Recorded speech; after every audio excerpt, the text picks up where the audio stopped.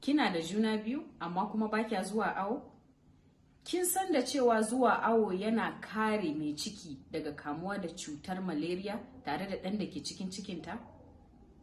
Ƙwarai kuwa, domin kuwa mai ciki tana da yiwuwar kamuwa da launin cuta ta dalilin malaria fiye da waɗanda ba su da juna biyu.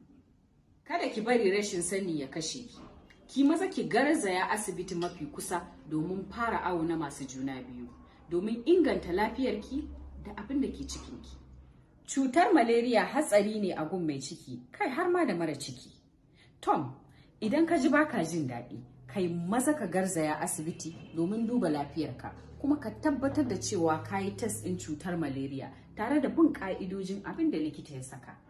Bugu da ƙari, a tabbatar da cewa ana kwana a cikin gidan sauro mai inganci. Zero malaria ya fara da ni ne. Ku zo mu yi tafiyar tare.